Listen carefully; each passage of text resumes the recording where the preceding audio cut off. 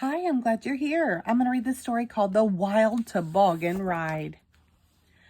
The afternoon was crisp and quiet. Nikki pulled her long toboggan to the top of the hill where Grandpa Dan was standing tapping his boot in the snow. Come along, he frowned. I'm chilled to the bone. Fiddlesticks to snow. Please, Grandpa Dan, just one more ride, pleaded Nikki. Oh, fiddlesticks, sniffed Grandpa Dan. Nasty weather. Will you push me, please? Nikki begged. Phooey. This is the last one, then. Grandpa Dan leaned over to give Nikki a tiny push on her long toboggan. As he bent over, he stepped on his extra long scarf, and his foot slipped. Bump, oomph, crash. Grandpa Dan landed on the back of the long toboggan with Nikki on his lap. Yahoo! Yelled Nikki. Good grief, gasped Grandpa Dan. How do you steer this thing? Down the hill they went, gathering speed with Grandpa Dan's extra long scarf flapping in the wind.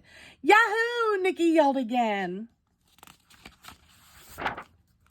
They reached the bottom of the hill and the toboggan swerved left. Whoa! Sputtered Grandpa Dan from behind his extra long scarf. I can't see a thing. Bump, oomph, crash. The baker crossing the street landed on top of Grandpa Dan and Nikki. Good grief, move up, yelled Grandpa Dan. What on earth are you doing, Dan? Asked the baker.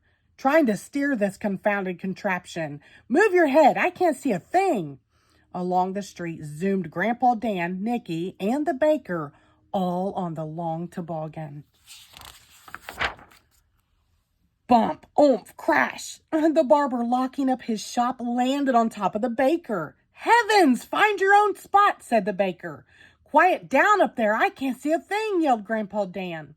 Along the street and into the park went Grandpa Dan, Nikki, the baker, and the barber, all on the long toboggan.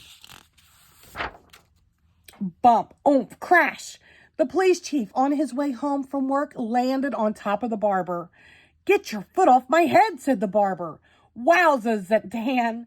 Do you have a license for this thing? Asked the police chief. Move up, we're getting squished back here, called the baker. Through the park whizzed Grandpa Dan, Nikki, the baker, the barber, and the police chief, all on the long toboggan. Bump, oomph, crash. The mail carrier with her bag of letters landed on top of the police chief. Sorry, Chief, said the mail carrier. Get your mail bag off my lap and sit down, said the police chief. This is my spot. Good grief, Grandpa Dan yelled. With everybody dancing around up there, I can't see a thing. Out of the park and into the frozen lake went Grandpa Dan, Nikki, the baker, the barber, the police chief, and the mail carrier, all on the long toboggan. Bump, oomph, crash. A hockey player landed on top of the mail carrier. Penalty, yelled the hockey player. Interference. Oh, be quiet, said the mail carrier. Everybody hold on, yelled Grandpa Dan. Yahoo, cried Nikki. Over the ice and straight toward a snowbank went Grandpa Dan, Nikki, the baker, the barber, the police chief, the mail carrier, and the hockey player, all on the long toboggan. Bump, oomph, crash. The toboggan flew into the snowbank, and suddenly bodies were tumbling in every direction. Hats, gloves, and scarves soared through the air. Grandpa Dan and Nikki landed in a bush. The baker and the barber landed in a tree. The police chief and the mail carrier and the hockey player landed in a garbage can. For a moment, nobody moved. Everything was quiet. Then Grandpa Dan and Nikki crawled out of the bushes.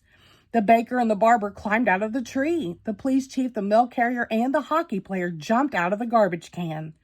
Grandpa Dan grabbed the toboggan and began to run across the ice, his extra long scarf flapping behind him.